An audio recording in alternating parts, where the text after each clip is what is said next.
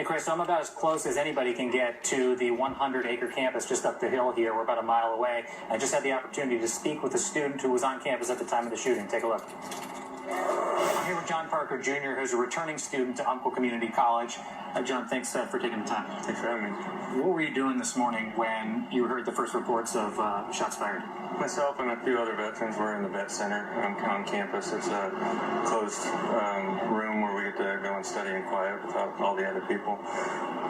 We were just getting ready to leave at about 10:40 or so, and a guy come back in and said that we need to stay inside because there's an active shooter on campus. That time, a few of us said, well, we should go check this out and see what's going on.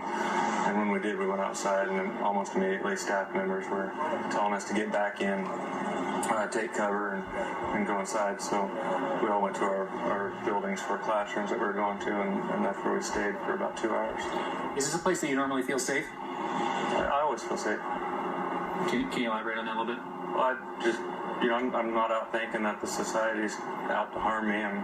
I do happen to conceal carry myself for defense of myself and others, just in case a tragedy like this happens and I have to be in close proximity to where I can be involved to try to help save some lives. But I'm not a person who believes that there's always somebody out there behind your back ready to do something like this. What were you planning on doing today? I was planning on going to class, but like I said, when we found out there was an active shooter on campus, we were going to go and see if we could intervene. Veterans are trained, be it Air Force, Navy, Marines, or Army.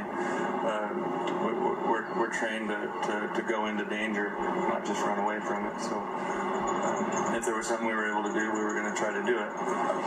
Luckily, we made the choice not to get involved. We were quite a distance away from the actual building where it was happening, and which could have opened us up to be potential targets ourselves. And not knowing where SWAT was on their response time, they wouldn't know who we were, and if we had our guns ready to shoot, they could think we were the bad guys. But essentially, we ended up going into our classrooms where the instructor asked if anybody in the room was concealed carrying, and I raised my hand and said I was, and I was prepared to defend the classroom. And just for the record, Oregon is one of the states that does allow post-secondary concealed carry.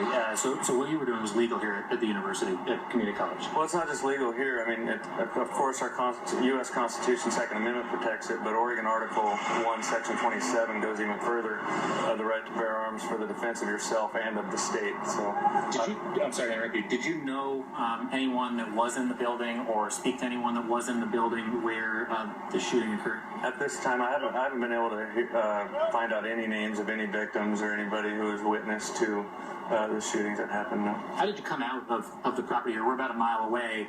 How did you come out of the university?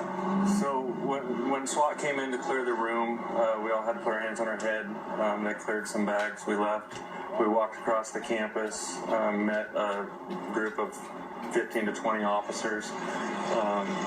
Before they patted me down, I informed them I have a weapon on my right hip, which they weren't alarmed. I was forthright with them, and they removed it. They disarmed me and unloaded the weapon, verified I had my concealed carry permit on me, verified everything through the proper channels, and ultimately they escorted me back to my vehicle. They didn't want to put me back on the bus with everybody else since there wasn't just an active shooting situation. So instead of putting somebody else with a weapon on the bus, they just let me drive my own vehicle off the campus.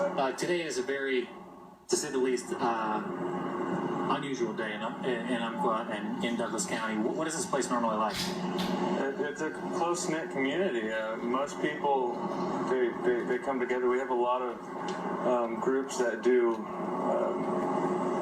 they adopted highway programs. We have a great homeless outreach program. We have a great community here that really comes together to help people out.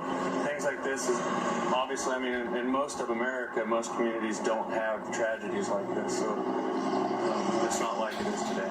When you look up this hill, you see this street closed. This is a street that you probably drive up regularly, is that fair to say? While I'm attending college, yeah. What's it like to see what's going on here today? Law enforcement from different departments, different agencies. How does it make you feel?